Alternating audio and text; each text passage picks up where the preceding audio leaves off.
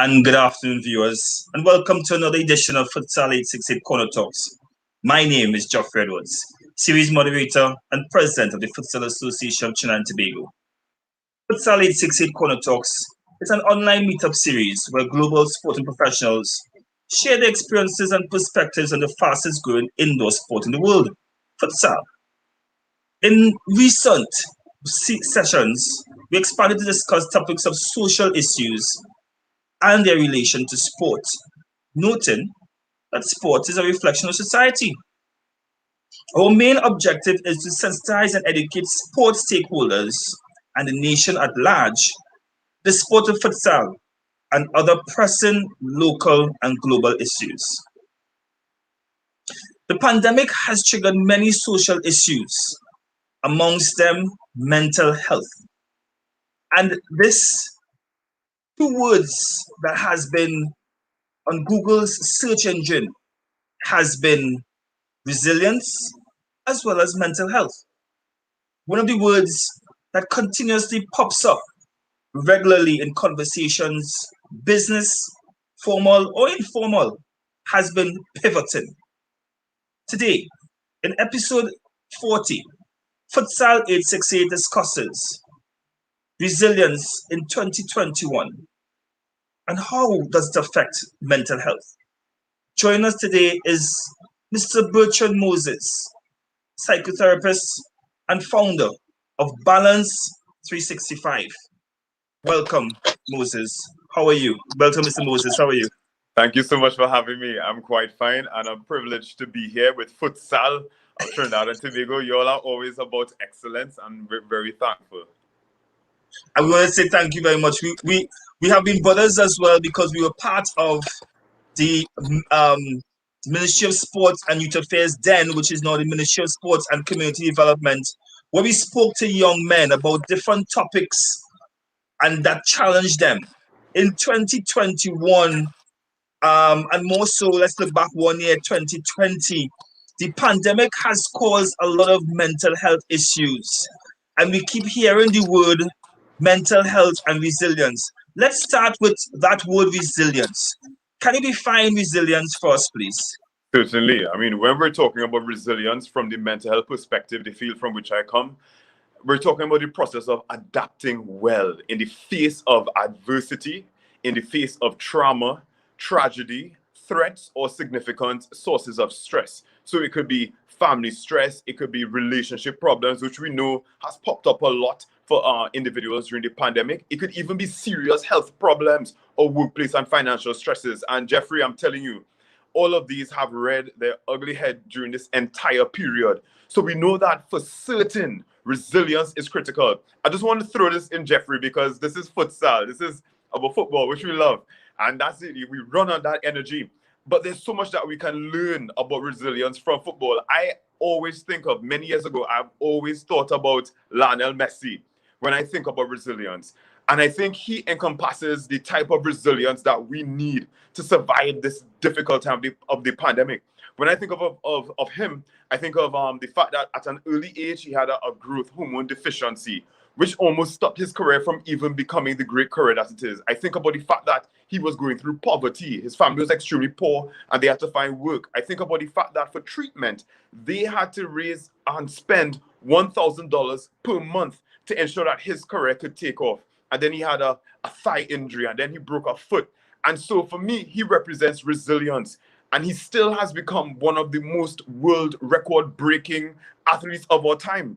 So therefore, I think that there's a lot that we can learn about resilience when we're talking about mental health and resilience. Lionel Messi, he sets the stage for what we're facing during this pandemic.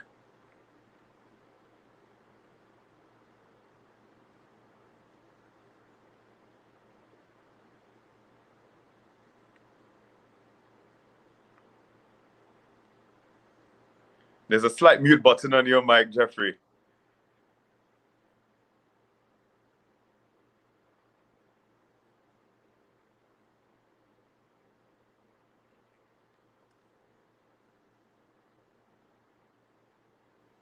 Yeah, are you hearing me?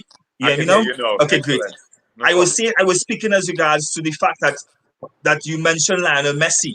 What makes Lionel Messi a resilient person? And more so, what is a resilient person? Excellent question. I think when we're talking about resilience, it's often a term that's bandied about loosely. But resilience, really, based on 40 years of research, I think up to 60 years of research, it was published in the Harvard Business Review in terms of what makes someone resilient. And there are three key components that speak to resilience. And as we listen to this, I guess the listeners could check themselves, bring your child, bring a family member, and just check yourself and just do introspection during this conversation and ask yourself, do I have these three tenets? One, a strong ability to accept reality and act. And I think it's difficult for people to consider that because sometimes facing reality is painful, Jeffrey. We know this. And so when we need to face reality, it means that even for the optimists need to face the difficult music. And even for the pessimists, they need to recognize that there's some optimism that's necessary. So there's a balance. So that's the first thing, facing reality and being able to accept it and to act. The second thing we want to check ourselves on, a strong gauge, is a deep belief that life is meaningful and just derive meaning from the suffering and the challenges that we're going through. If you could pull that out, that is a powerful piece of resilience. And finally, I would say the ability to, to improvise and act. Look, listen to me. With COVID, we know that many people lost their jobs and we saw so many side businesses starting up. And to balance a side business, start a new business during this pandemic, extremely difficult. So then resilience called on us to improvise and act. So it meant we had to come up with a new skill, learn a new plan, do an online course, and even amidst all of that, practice self-care. And to me, those are the three big tenets that we look for that define a resilient person.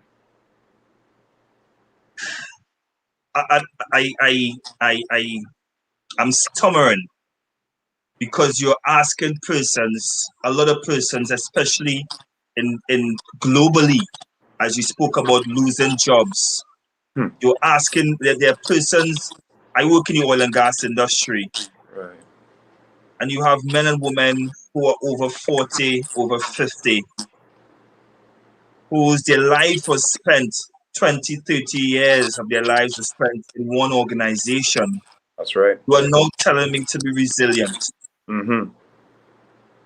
Can you break it down further? Because if I get up a morning and I don't feel to get off that bed, does that make me less resilient to my counterpart who may get up off the bed, function normally, but mentally he's struggling? Talk to me, Bertrand. I love that you said that, because I think what it means is that in reality, individuals are all challenged by the pandemic in different ways. And the way that we react has to do with how we've been socialized to respond to challenges. It has to do with, so someone who is staying in bed all day during the pandemic and is taking a harder time to get up, they should not feel just guilty about it when they compare themselves to the person that's up. And those people who were running races and marathons during the pandemic, who were just selling things and starting up businesses. No comparison is necessary. It's been a struggle for everyone based on our past, based on our genetic makeup, based on our experiences in the present state. And so no one should feel any bit of guilt because this is a global issue. So therefore, I think it means there are 7 skills that each person needs to inculcate in terms of resilience, 7 key skills. And I'll be happy to share that with you, Geoffrey. Once you give me the go ahead, I'll be happy to share. Well, let's put it this way. The green. You go, brother. All right. You should have told me here when I football t-shirt, I would have put on my red striker t-shirt and say, one of my Barcelona t-shirts in honor of Messi. But Jeffrey didn't tell me, So you have on the green. So I'll go ahead. And so the first thing I'm saying is, even as we talk now, you would hear my voice with optimism and there's some humor. And I have to say, when it comes to surviving and being resilient, you have to laugh at yourself. You have to find the humor in the most difficult circumstance. Because when we aren't able to take light of the reality, it eats us up inside. Humor is a natural antidote that releases endorphins in our body to help us to cope. So sometimes, Kevin Hart had a thing say, laugh at my pee in a show. It's PG rated. So if you're a young person, don't look at it. All right? But we have to learn to accept that. So the 7 skills I would say for resilience: 1, you have to cultivate a belief in the fact that you need to figure out how to cope, developing an ability to cope, number 1. And this for me is a powerful one because it's out of the roots of cognitive behavioral therapy, which as a psychotherapist, we use one of the modalities. And cognitive behavioral therapy says to us, look, listen to me. What you're thinking right now in your mind is going to affect your feelings. And when your feelings are affected, that is therein going to affect your behavior. So you have a thought, then you have a feeling, and then you have a behavior. And so your belief system, your thoughts are what's going to have a great impact on it. So therefore, people have to stop and think, I need to stop looking at outside circumstances and I need to start looking within myself. And that's the first step to developing an ability to cope. So it means we have to start to develop qualities like adaptiveness, adaptability, tapping into our intelligences, like reading and educating ourselves, a sense of humor, like I mentioned before, looking at your favorite comedy. Jeffrey, what's your favorite comedy? You have to share that with the audience. It used to be 2.5 Men. It All used to right. be 2.5 Men. Right. So, and even the fact that you're laughing right now, I mean, you are having under some degree of stress because you're managing a show, you have to set up a live stream, but you're able to laugh. So even a sense of humor is something that helps. Courage and perseverance, resourcefulness, going onto websites, which we're going to share later. Gratitude. That's something I practice personally every day, Jeffrey. And if I don't do gratitude, something is off. Gratitude to God, writing down things you're thankful for. All of these qualities help us through the challenges of life, and we can look into that. The second principle that I would talk about is to stay connected with sources of support. We are built and designed biologically to be connected to people. We need each other to cope, thrive, and survive. So therefore, I think about, Jeffrey, I've been working as a psychotherapist for many years and a school counselor for many years as well, since 2006. I mean, a real old, so this gray hair is really for real, you know? And I remember working as a school counselor with students and saying, wow, you know, what's happening with some students? Some students in the same environment with another student, two students from one family, one could just thrive and show resilience and take off. And the other student just needed more help to get there. None of them were better than the other, but it meant that there were different factors that we could discover that helped them.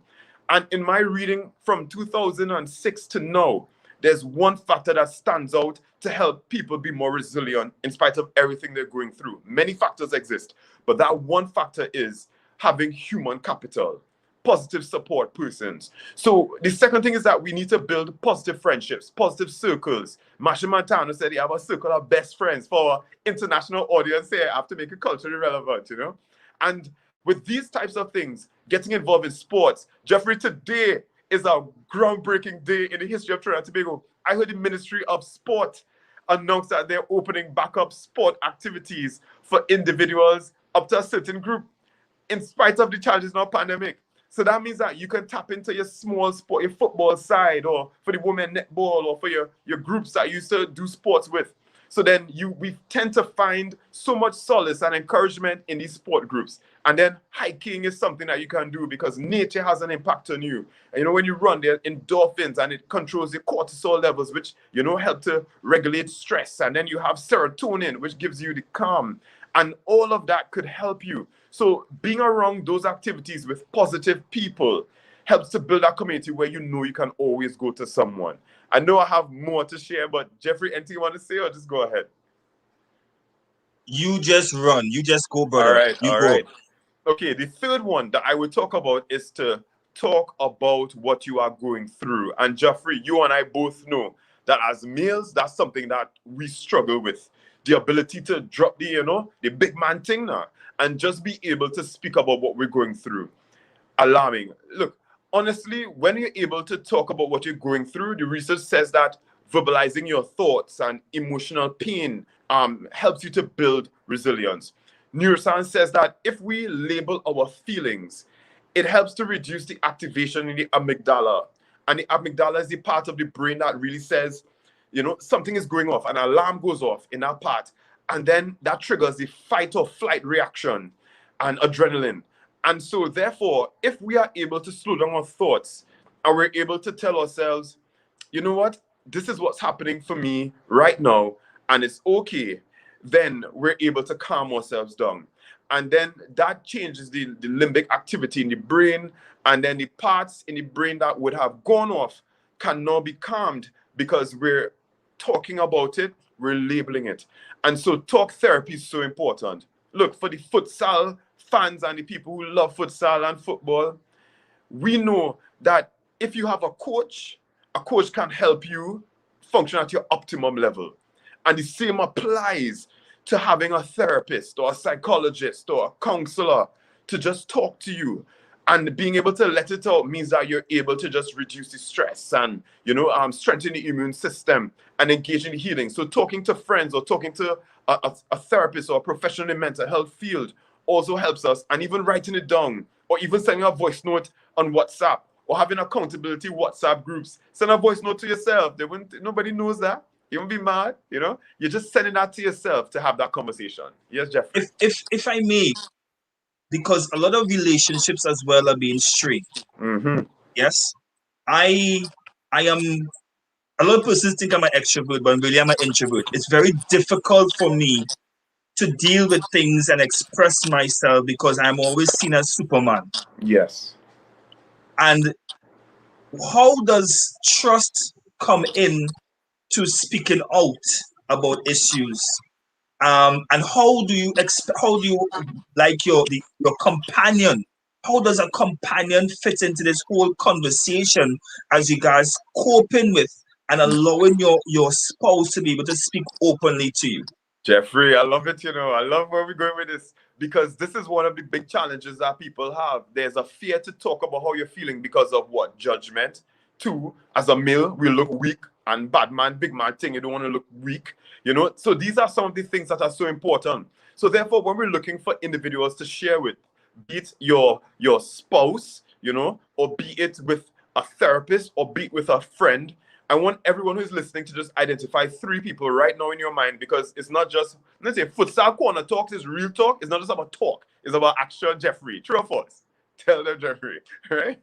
True. Yes. So I want everyone who's listening to identify 3 people that you can go to if you have a hard time. And when you identify these 3 people that could help you build resilience, because building resilience isn't just something that happens overnight. It's something that you have to procure and work on over a long time. When you identify these 3 people, your spouse, whomever, you need to firstly have a conversation about what makes you feel safe. What makes you feel safe when you share? So Jeffrey, that's the thing you're talking to. You're speaking to the fact that you might feel judged or you may feel like if the person may not be there for you or you have a hard time opening up. Make sure you establish the things that the person can do to make you feel safe, such as being reliable, no judgment, confidentiality, acceptance, listening, being there, and if they can't be there, saying when they will be there for you. And creating that safe space is one of the best ways that we can build that trust. And it's not something that happens automatically, but it takes time. If a companion is not one of the 3, what should that companion do not to feel, in our Trinidadian terminologies, slighted? Yes. What then should that companion do? Well, I love that question because for me, I spend so much time working with couples, Jeffrey, in couples therapy. I know about the storm and the rage, why people may not want to do that. And so what I think the couple, within the couple dynamics is very unique and family dynamics as well. So if there's a spouse listening and they want to be supportive and they want to be a part of that person's life, I would say go to the person and there are 2 things that you can do. One, you can say, ask them, how could I be more supportive to you? How could I be a person in your life that you can go to when you have a hard time? What are some things that would be helpful? So you can take that advanced move. And I think that's very helpful because it helps to approach it from a position of wanting to learn. And the second thing that I would do is the second thing you should try is just say, I just want to let you know that I'm here for you if you ever need me. Just say that alone. That's all. If you ever need me, I am here. And gradually, things would change and evolve because you've expended yourself in a very positive, kind way. Last question on this C before you continue. No problem. Is that in Trinidad and Tobago, we use alcohol to cope. Yes. I hope there's no alcohol inside there. Funny enough, it's like And now it's coming up futsal, so it's water in a mug. But I have a football team, one of the football teams in Mexico on it. Yeah. So how do you speak to persons, young persons, and I'm going to say this openly, this is Corner Talks. Yes. A lot of young people beat alcohol like there's no tomorrow. This is no product endorsement, but there's a product by name that is known as WO. We know what it stands for. Whoa boy. And whoa boy. And these young persons beat it. And then you have the elders as well who see it as an opportunity to relax. So, you know, they have been crying for social activity more so the bars to be open up. Is going to a bar, is turning to alcohol part of the coping mechanism to becoming resilient? Excellent question. Because let's talk about the statistics. Men are 3 to 4 times more likely to develop alcohol addiction than women. And that is rooted in the fact that as men, we haven't been socialized to share how we feel a lot. So therefore, it's important to have that conversation about it and recognize if it is healthy or not. We know that a lot of men and women as well, loud outcry during COVID-19 because they couldn't go to the bars. You know, that's why men used to escape and run away from challenges at home. But we also know from the data that alcohol sales went up during COVID-19. So the alcohol industry was the booming industry. But what we have to be honest about is understanding the differences between alcohol addiction and alcohol dependence. My thing, I always say, real talk, alcohol should never be the first thing you go to if you feel stressed out or unhappy. If you feel stressed out and you turn to alcohol first, that is creating a pathway toward a dependence of it. And it's glamorized, I know, in society, where we had Olivia Pope on Scandal. When she was stressed out, she would give a big wine glass and she's sitting on her chair and she started to drink, you know? And even as young people, we see our parents turn to alcohol whenever there's a rough time. So I would say it isn't the right thing to turn to when you have a challenge or you feel emotionally spent or are having a difficult time, because it can create a pathway toward addiction. And I want to throw this in for those who may be saying, nah, a little drink won't do nothing, a little whoa, light it up and thing. I want to say this. What also happens, a big part that we study in family therapy, we do something called genograms. And a genogram is a fancy term for a family tree. And so we examine families through 3 generations. And then we're able to see that throughout generations, something's running in a family. And alcoholism is one of the things that we zone in on. But we recognize that alcoholism often develops, and alcohol dependence and substance abuse often develops when there's a challenge with dealing with your emotions. So when someone is stressed out at home or they're having a hard time at work, instead of facing the issue head on, they turn toward alcohol. What happens is that children see this in the family, and then they learn that when there's a stress at home, I should drink first. Instead of talking about it, I should leave and go to the bar instead. And we see that running through families where children learn without their parents saying anything, that when there's a challenge, you need to turn toward the bottle to cope. And that is unhealthy. And it has a lot of other implications for us in the future as well. This will not be Futsal868 Corner Talks without having to mention my dad, because you're so correct. Wow. Alcohol was not allowed in my parents' house for religious reasons. I'm not saying that I don't drink alcohol, but it has never been a point for me to turn to. As a matter of fact, when I'm stressed, I go and take a jog. And I see that even with my son as well. He needs to get outside and play. As we speak about, I mean, I know I said it was in my last question when it comes to this particular C. No, we're flowing. We saw that I listened to a study done by an Icelandic sport professor where they had problems as regards to coping mechanisms and alcoholism, and how sport was able to translate and transform the entire community, the entire nation. What are your thoughts as regards to use of sport in building resilience? And how will you speak to the powers that be in helping sport in this COVID-19 period to build resilience, even though you haven't spoken to the rest of the C's? But how can we have sport help build a resilient individual? I'm so happy to hear that, Jeffrey. Very important. And I think I've been using research. I've been talking about my experience working as a therapist, but for this one, I could just speak about my own self because I think it's important to just be real, right? I would say that sport and physical activity has been one of the best factors in my life to help me to cope with stress. I remember when I was in university in California doing my master's, and I remember I would be seeing clients all day and going to school. So there were days that started at 5 o'clock in the morning, and then as in you had to be there really early, and then it would finish at you'd reach home at 11 o'clock or 10 o'clock at night. And I remember those were stressful times because you're studying and you're also working and you need to get hours and it's a new culture, a lot of challenges. And it was a stressful time. For me, I always made sure to fit in exercise. So for me, I developed habits of running, marathons or races, 5Ks. Gym was important as well. Playing racquetball, which some people call squash. Those sporting activities for me helped to release the endorphins where I felt happier.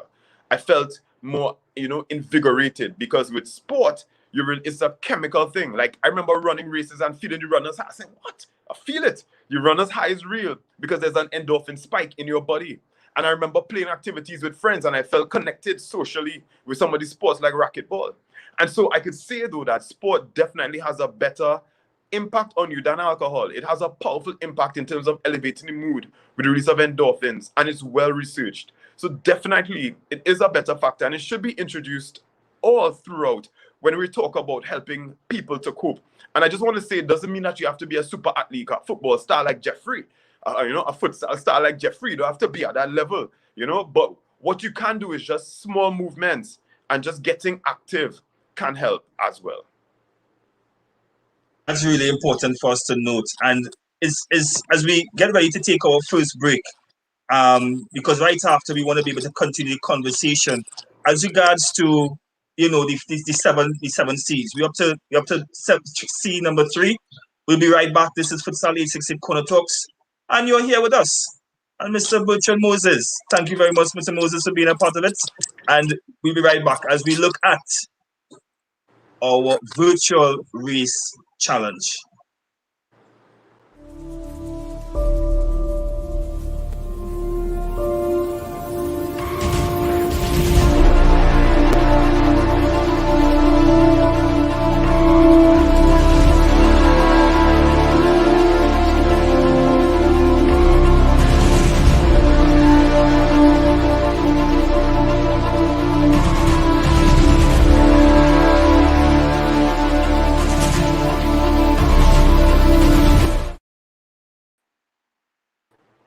And we're back here with Mr. Bertrand Moses, psychotherapist and founder of Balance 365. And what you just looked at is our virtual race challenge, with the first challenge being challenge number 1, awareness against domestic violence against women. And it's very important. We ask you all to go on to raceroster.com and search Futsal868 where you get more information to register. It's $120 per person per race. We hope that you take this opportunity to fight with us. And where part proceeds go to the Coalition Against Domestic Violence. So Bertrand, before the break, we were speaking about the 3 C's. And I had numerous questions as regards to 1C. So the floor is yours now to continue with the other 4 C's of resilience. All right, thank you so much. The next one I would say is ask yourself, can you be helpful to others? Very critical. Studies in terms of the benefits of serving others and volunteerism have been extremely clear. When I think about the results, they're saying that people have reported better physical health, they've reported better mental health. Older volunteers even experience greater levels of self-satisfaction when they volunteer. And then there's often even a emotional sort of exchange because you're relating to people and helping them. You know me, Jeffrey, I'm a big believer in volunteerism and giving back. And I have to say that when we're talking about that, we have to ask ourselves, can I do more to help others? The question isn't to burden yourself, but you want to get involved in giving back. And some of the benefits have been volunteering decreases the risk of depression. There's research on that. It also gives a sense of purpose. to individuals. Like, I am there to help this older person, a senior person, feed themselves, or I am responsible to help this child learn mathematics, or I'm responsible to go out in my community. It gives you a sense of purpose, like my life matters. It also helps you to stay physically and mentally active because you're engaged, you're moving around as well. It also helps to reduce stress levels because the attention is off of you. You're focusing on something else for that period. It also helps to live longer based on research. And then, of course, one of the most beautiful parts, which I can attest to, is that it helps to develop beautiful, long-lasting, and very deep friendships because it's a similar tribe of people that are together. And then the beautiful effect is that that comes back to you because those same people will be there in your life. And I wouldn't be me if I don't promote at this time volunteerism, the Volunteer Center of Trinidad and Tobago, VCTT, the big organization I love. I work along with that organization. They are phenomenal in terms of helping with volunteerism, in terms of helping people to learn about farming with our agri-farmer, helping people to learn about mentorship through a mentorship program for young people, and so many other initiatives. And so if you're interested, you can go on Facebook or Instagram and search for the Volunteer Center of Trinidad and Tobago. And on Instagram, it's Volunteer Center TT. And if you want to volunteer in other organizations, check out Jeffrey, because I believe that Futsal will be happy to have web designers or individuals come on board. What are you saying? Come on in. Yes. So, I mean, honestly, I have been volunteering for most of my life, and I can personally attest to that. That's a principle that I maintain, and it has increased my mental health and well-being. All right. The next principle I will talk about is really, can you activate positive emotions? Yeah.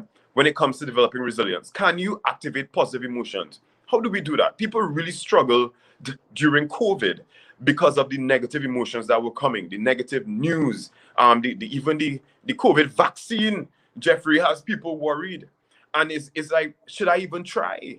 Should I even try to take it? People. There are many questions out there. So then we have to come up with our own inoculation, as it were, our own vaccine, which is to really just curate that active positive emotion. But how do we do that, Bertrand? Because my companion is always upset with me the amount of time I take on social media. I'm Yes. always updating. I'm always finding ways of being engaged on that phone.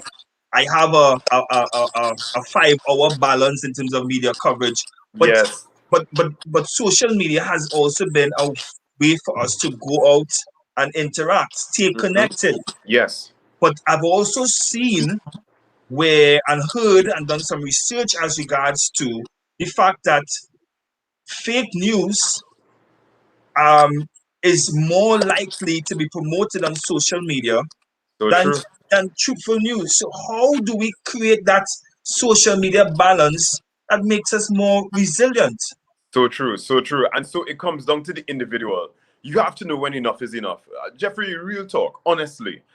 During this period in Trinidad and Tobago, over the past 2 years, we've had some real challenges with social media. From the Black Lives Matter movement, very difficult for some people to take on, and even the gender-based violence incidences we've been having. And we've seen people outcrying that it's been hard for them to turn on and look at social media or news, because for some individuals, it's reliving trauma that they've experienced. And so it's so important for us to know as individuals when enough is enough. You have to know your regulator and stop when you can. And then there are other practices that we need to look at, because we're talking about multiple things that you can do. We have to ask ourselves, is our time on social media taking away from our opportunities to do other things like volunteer? So for me personally, I don't look at television because I try to spend my time volunteering. That television time goes toward that. And so you have to ask yourself, am I creating that sort of, culture, that sort of petri dish, like a chemist in your mind so that you can develop that, So Jeffrey, for me, I think I want to throw this back to you because as therapists and people in mental health, we believe that people are already doing things that work in their lives. Jeffrey, you know yourself better than I do. And it's just about asking people to do more of what works. So Jeffrey, if I was to ask you this question, and this question is also going out to all of the individuals, if you're looking at this on YouTube or on Facebook, drop something in the comment box, type something, and we'd be so happy to read it after. What do you do to activate positive emotions? I would share the things that work for me and the things that research has really put forward. And then I'm going to ask Jeffrey to share what things he does to develop positive emotions. And I'd love if you could put it in the chat box as well. For me, Comedies, laughter. I look at comedies and then that develops it. So your brain sends off the endorphins and serotonin is released and cortisol is activated and controlled. Comedies, gratitude, doing that regularly, putting your mind in a frame set of activating positive thoughts and memories and being in that place. Running, exercise, nature, hiking, the beach. Those are things that really develop positive emotions in you. So as you go through challenges of COVID and trying to develop resilience, because remember, developing resilience is a journey. It's something that you're disciplining your mind to do. It's mental fitness. To become fit in the gym, you have to keep working out and working out. So to develop resilience, you have to keep practicing it and practicing it. Jeffrey, what are some things that you do in your life? It's interesting that you mentioned is a journey, because at the beginning of the year, that's exactly what happened with me. I decided to do a fast. It was more of a physical fast. But at the same point in time, I decided to create new habits with getting up in the morning, starting consistently with a prayer, reading daily bread, continually fast during the day, and at least exercising at least once for the day. And interestingly enough, last week, 7 to 9 days, I dropped off in terms of my consistency. And on the 8th and 9th day, I found that I started to decline mentally. And from the time I started to do two things, which was just get up and go and walk and enjoy small wins. So we post something on social media, we get 25 likes. Somebody said they like a video, they like what the national team is doing. I started to celebrate small wins, and within 24 hours, I was back up and running. So to answer you really and truly, it is, as you say, gratitude, but gratitude to the Most High, most importantly. Celebrating small wins, which adds up to great victories, and exercising. As I get older, recognizing that block, that foundation that my father set in me as a young man coming up, is really adding value to who I am today. And is really, really blossoming to the point whereby it's a foundation. I no longer could take it out. I'm now adding blocks to that. So it is who I am. So those are the things that really gets me. Everything else, travel, beach, whatever, those are add-ons, so to speak. But those are the three things that is really my own. Family time as well is very important. But those are the three things that is really my own.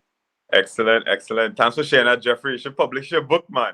Waiting for that, the Futsal way of life. And really, for the listeners, I'm only asking you all to type comments as well, wherever you're looking at this, because it's good for other people to see what works. Because it's a difficult time. Let's take a quick one. Miss Protein said exercise and healthy improvements. What? I want to say thank you very much, Miss Protein, for that one. Well said. Everybody else, you can continue to drop your line. Well, much respect to her. Much respect to her. It makes us very happy because I can't see the comments, so this is great. And so these are the things that we can do. Honestly, Jeffrey, people underestimate the natural things that we have in our lives. And if we build on them, it helps us. When we are sick and we go to the doctor and we say we have a pain here, I have high blood pressure, the doctor says to us, what are your levels of stress like? What is happening in your life? So he's returning you to do things to manage the stress. And so it's important for us to do that. The next one, number 6, is the second to last one, is to cultivate an attitude of survivorship. Now, Jeffrey, I remember the show Survivor, but I used to like to look at that when I was younger. That was real long ago. The young people now don't know about that. Jeffrey, you're too young to know about Survivor on TV. But back in my days, Survivor people I appreciate that. Thanks for giving this. I appreciate that. I don't know my age, but yeah, thanks very much. But and for those who are looking on, you realize that we're talking about it light and we're talking about it with humor because, like I said, you have to approach the difficult things in life with humor. You have to take things light. We can't take things too seriously. That's why, remember, we spoke about the cognitive behavioral therapy, the thought that you put behind it. If you're walking out the road right now and you fall down flat and some cars pass in, you could either think, oh gosh, a real shame, boy. Or you could think, we better fall out there. That's the way, and laugh it off and keep going. It's difficult to do that. There are some things in life that are difficult to laugh at, like if you lose your job, but then you activate optimism, like, you know what? I believe that something is going to work out. I am a survivor. And that brings us to the attitude, cultivating an attitude of survivorship. It means survivorship is a mindset.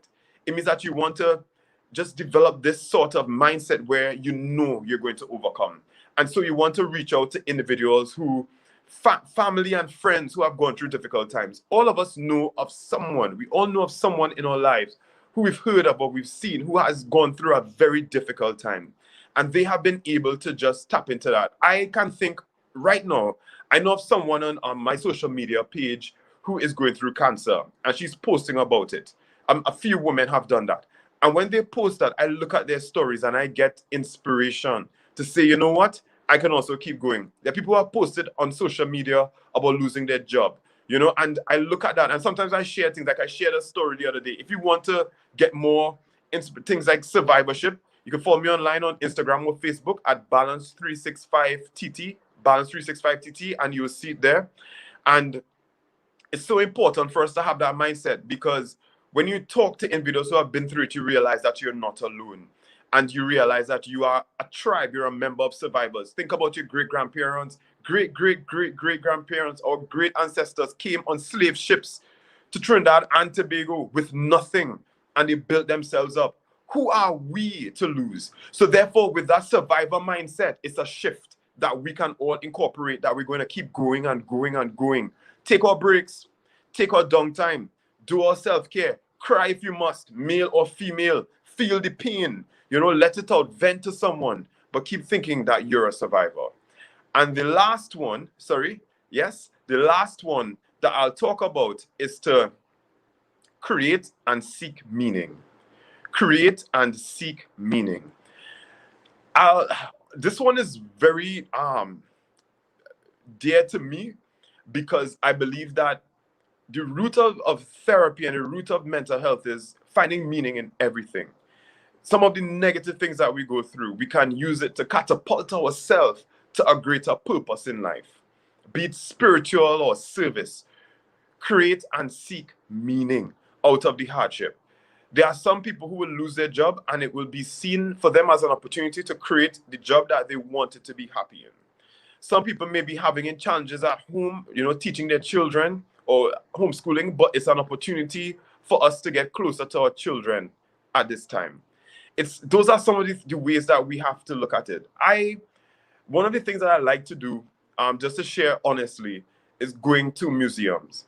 In LA, there's a museum called the Museum of Tolerance, where they show stories of individuals who have gone through difficult times in their lives and throughout history, from every race and culture, and how they've survived it through just pushing forward and tolerance. In DC, there's a museum, the African American Museum, which is a good visit, and there's also the Holocaust Museum. Visiting those things and just going through history teaches us so much. I want to share a story of a gentleman, Viktor Frankl, who was, during the Nazi times of the Holocaust, he was in that whole German era, where there was a camp where they killed, of course, the Hitler regime, they killed, I think it was 1.1 million Jews. Could you imagine that?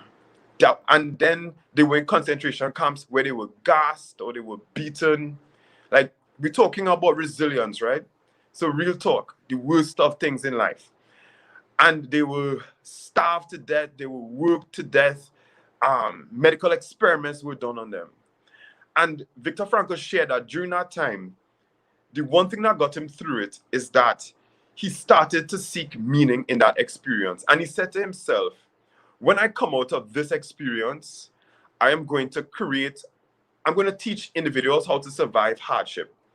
And he, in his mind, said that he envisioned that when he would get out of this challenging time, he would share with people stories on how to overcome the concentration camp, how to overcome challenges. And he imagined himself doing it. He pictured himself, he visualized himself just doing that. And that became the inspiration for him in the negative place, so that he pictured a different life while he was going through the hardship of that horrible camp.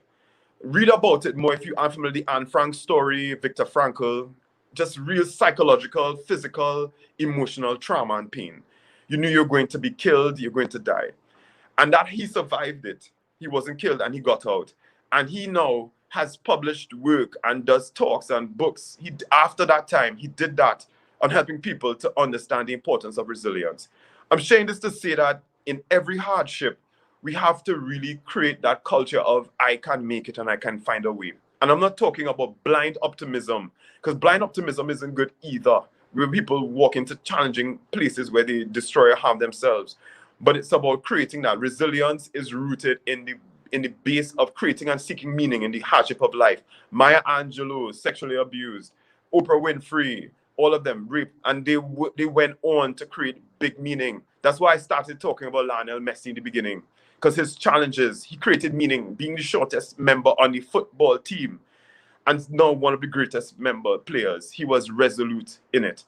And so that's the last one in terms of the 7 principles. And I'm saying them to say that check yourself and find out which one can I work on. I have chosen the ones that I continue to work on daily. But by doing this, you're creating that stronger muscle to survive and to become more resilient for the challenges that lay ahead for us as well. Really interesting, because as a matter of fact, I started to read the book 7 Habits of a Highly Effective Person by Stephen Covey, where that particular story was mentioned, and is dealing with the inner man, the inner human, to be able to find characteristics within yourself that is embedded in who you are to make yourself better. And you really and truly have to think differently in order to act differently. But there are your last 2 points, and I have it on the screen here for the audience, is mind-blowing. Cultivate an attitude of survivorship, especially in this banger season.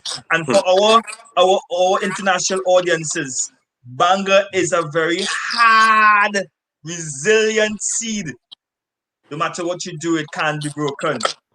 And based on the economic situation, both locally and internationally, we term it the banger period, the banger season. So creating an attitude of survivorship, noting that small businesses, new businesses, are created in economic downturns. And we want you all to remember that. What will be your story when you sit in your room, when you sit in your cell of a room, and whether that room be in a mansion or a 10 by 10 or a 5 by 5, what are you thinking to be able to get you out of that cell, mental cell, to be able to survive and thrive, as the example portrayed by Bertrand? And secondly, create and seek meaning. Many times I recognize that, and that happened to me last week, Bertrand. I forgot the reason for a slim moment. I forgot my reason and my meaning in this thing called life. And it's really interesting. And I took notes of those 2, and we have it up on the screen for persons to remember. Again, we want you to take the time to follow Bertrand on Instagram at Balance365TT. Great stuff. He has a lot of great stuff. And we want you to understand, we want to say thank you very much for those who continue to follow us and what it is. As we continue in the conversation, Bertrand, my next question to you is resilience in adults versus children as it pertains to mental health and COVID-19. A backstory to that. Yes. When I was doing common entrance, which shows me age as well, right? This is not SCA, this is common entrance. Yes. My dad, a physical education teacher, PE teacher, he got in a little argument with my standard 5 teacher, which happened to be his co-worker, because they taught at the same school, as regards to my involvement in sport, because it was football, it was cricket, it was athletics, and plus I was involved in cultural activities. And she found that I was doing too much sports. She said, "Hey, Prince, that boy playing too much sports, you know." And his answer to her was, "Hey, hold up. That is my child. I just signed the permission slip anyway. So let him pass through. Let him come and play my cricket, please." And really and truly in 2021, it is the same set sports that is helping me. We have a lot of parents who are stopping their children, even before COVID-19, from being involved in sports because of SCA, because of exams, whether it be SCA, whether it be CXC, CSEC, KEEP. But yet, every time a parent gets an opportunity, they want to relax and unwind. They want to socialize. So I would like to find out from you, is there a difference for resilience when it comes to children versus adults? And how does that look when it comes to mental health and COVID-19? Serious question. And Jeffrey, you know my passion is mental health and children and young people, because we know that the personalities of children and practices are formed as early as 3. And so we need to really focus on the very difficult time that our children are going through. And I want to really put a plug also for the difficult time that parents are going through. Very hard, because parents are now juggling so much more. And that's a serious, serious concern for many at this time. And I want to really say, I'd merge the two, because we know the problems. I think for the parents who are listening, they're seeing the impact on their children's lives, because I keep hearing the stories from parents. And I want to just say, how could parents and children work together? How could we survive this? How could we thrive? How could we develop resilience? I would say, firstly, maintain a structured and consistent home environment for the child, and it would help the parent as well. This is a time for children where the world seems so unpredictable and uncertain. There are so many dreams that have been dashed. There are children who were supposed to be starting sports scholarships, as you know, Jeffrey, and the sports scholarship dreams have been dashed, or children who were supposed to play and go on their favorite team and start practicing. I know it's like, for young men, you want to be on this team and you lost that opportunity because you're going to fifth form now, and so it's a time that we have to do what we can for children within the environment at home to create structure and to try to create as much predictability as possible in a very uncertain and unpredictable world. So we know that children benefit greatly based on their brain development from structure, where there's organization at home. So doing as much as you can by creating a clean space, rules that you co-create, physical spaces that are, encouraging for children. My brother did that with his daughter, painting just a corner of a room, in the corner with nice bright colors in the house where she has her desk to do her work. And that helped to create that kind of space. Establishing daily routines that are fixed and just having fair and consistent rules as well. I think that's the first step. And having children just really, be successful during that time as well would also help. The second thing I would say is to role model the positivity that we speak of. I can't say enough how important it is to be optimistic and positive during this time, because our children are learning what kind of world they're going to live in and how they should perceive the world. Positivity wins. If you believe that you can make it through, you will. It's there in science and research. So role modeling it from parents for children. Parents, just when they're going through stresses, acknowledging like this is a difficult time, but this is what we can do together. I would also say it doesn't mean to bury your head, but it means that you're looking for solutions and balanced, accurate approaches. And finally, sharing positive news stories, finding stories of children and others who have survived and who are doing well and thriving, and asking other parents and children how they have gotten through it. And the last thing that I would share is this is a time to teach new skills to children, coping skills and coping mechanisms. And I know we come to the end because it's on 1 hour, right, Jeffrey? I just want to share. We could go into extra time. Okay, great. A Because I little want to extra share time. resources, but I had 2 resources I wanted to share at the end. So just remind me to share that. But I would say coping skills. This is a time to teach our children coping skills. We heavily criticize the education system in Trinidad and Tobago.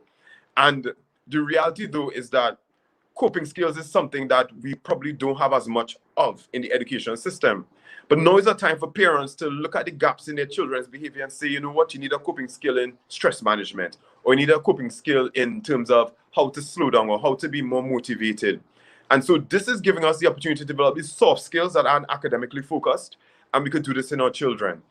Because we know that right now it's scary, it's hard, it's challenging, but now there's an opportunity to develop self-efficacy, to rely on your own abilities, to create that in children so they could cope and just survive during the challenging times. Bertrand, let's talk some reality here. Mm-hmm. A single mother with 3 children who has to balance now homeschooling with her work and not having the support of another. Right. You are telling her to get up and hear what's going on now. Hey, be resilient. Mm-hmm. She goes to bed every night asking herself the question, one, God, why me? Mm-hmm. Why am I in this position as a single mother, but still have to get up in the morning, say a prayer, thank God for the blessing of her 3 kids, and make another day? What advice would you give to her? What advice would you give to the mothers who are drowning in silence?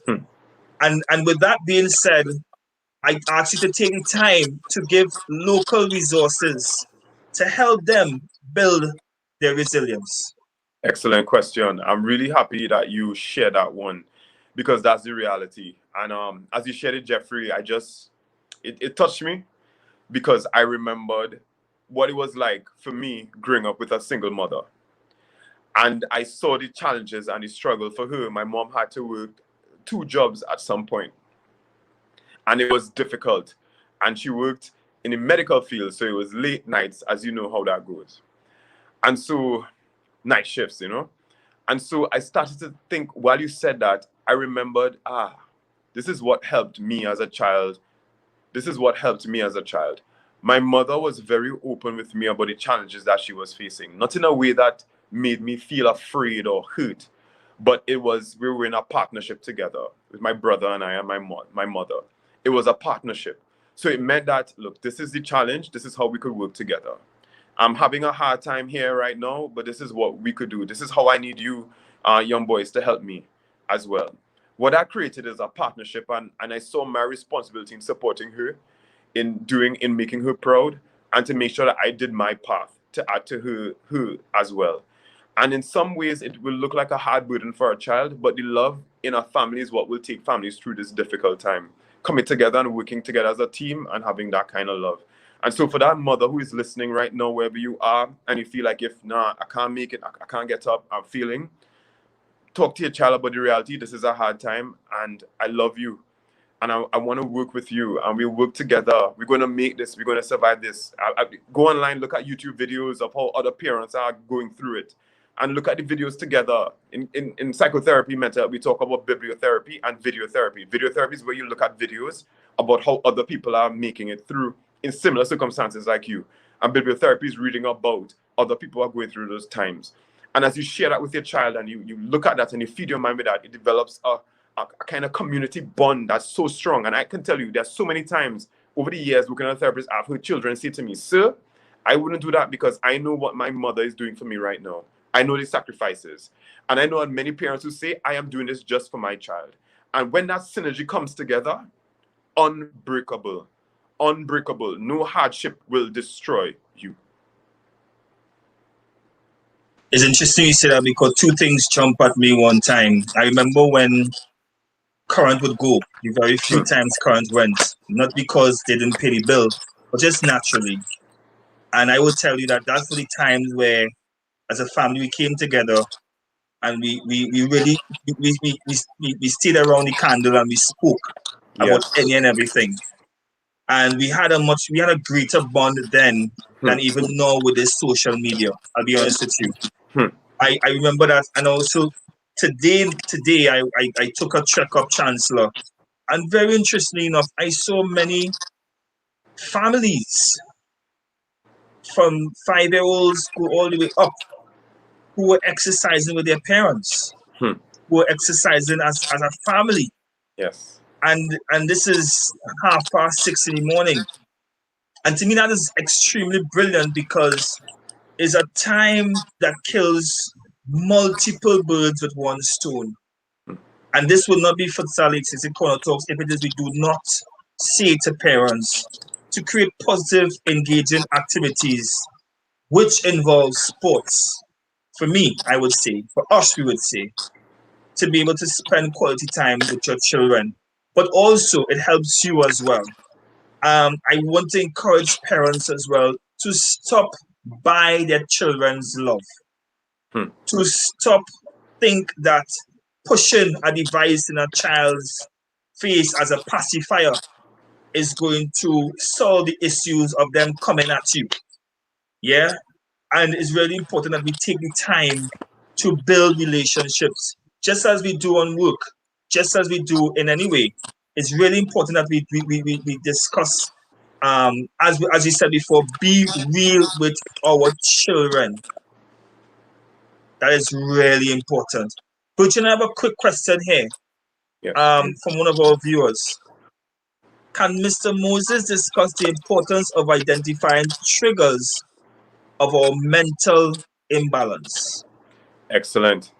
Every individual must really take time to identify their triggers. If you can identify your triggers, you can put something in place to prevent it. So, for example, if you know that there are certain things that really throw off your entire day, when you start your day, you want to feed yourself with that.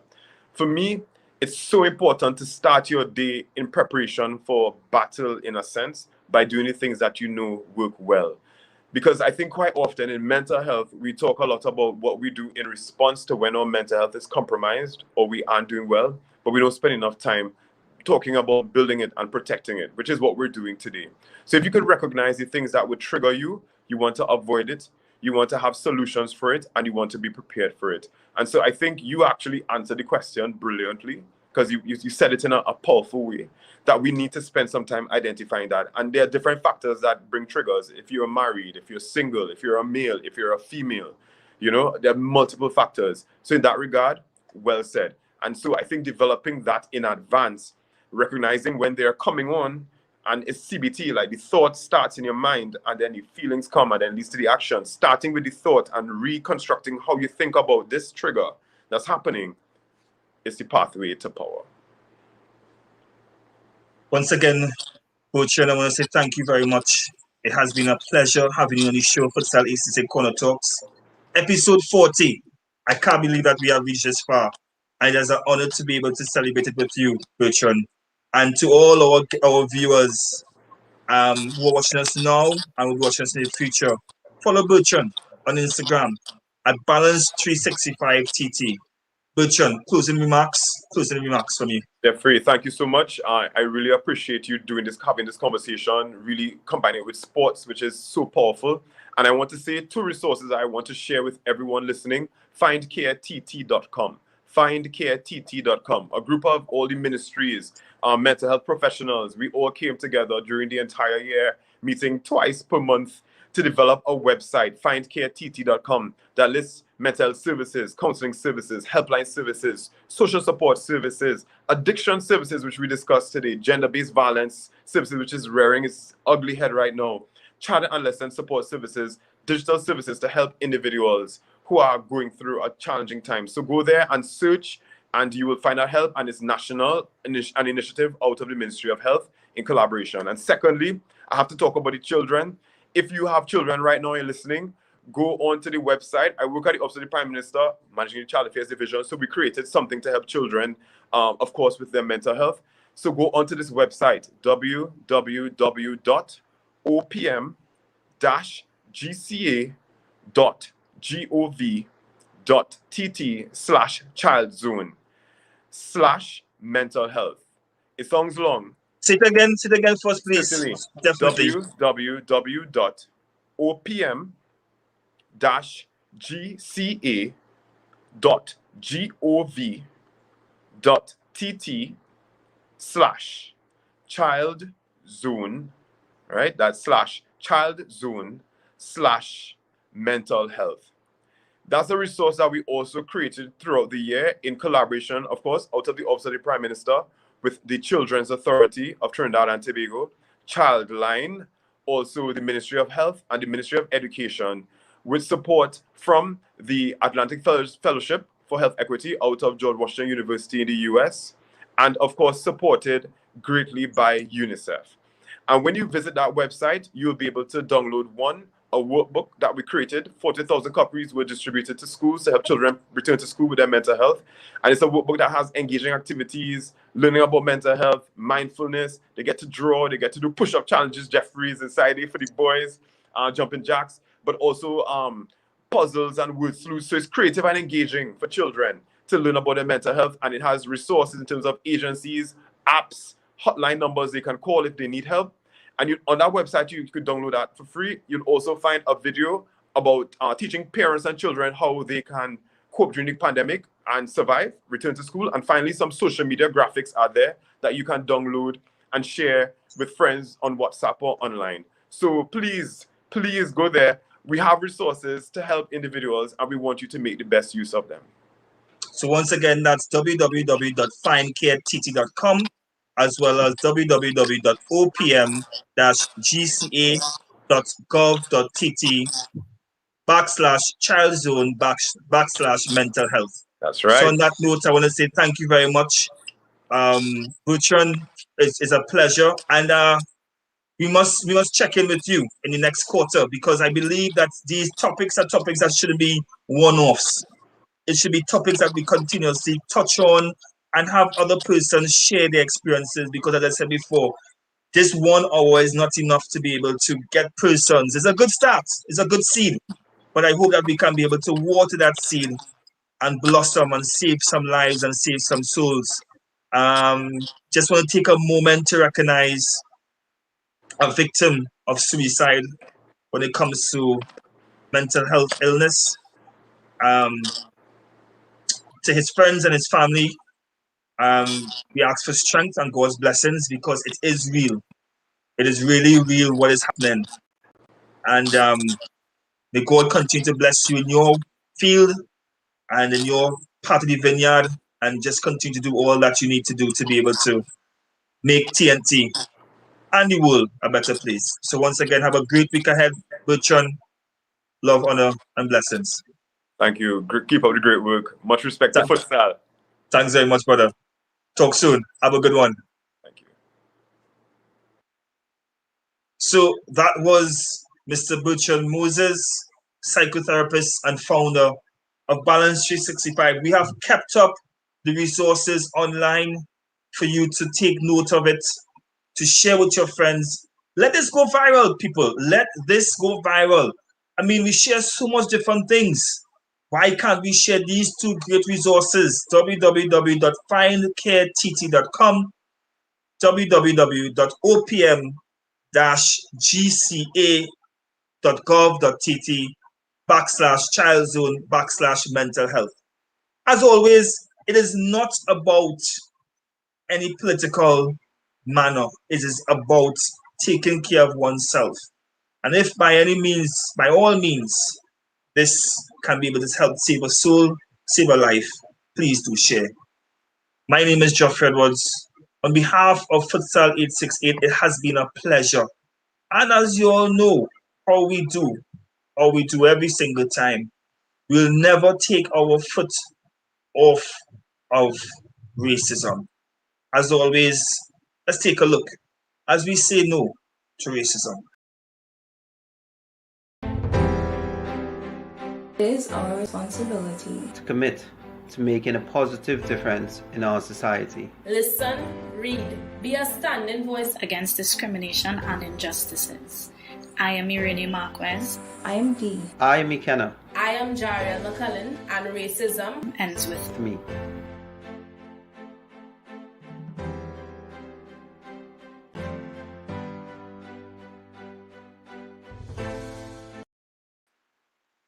It stops, it ends with me. We wish you all a blessed and wonderful week ahead. And we ask you all to take complete control of your mental health. Have a great one, guys. See you all next week.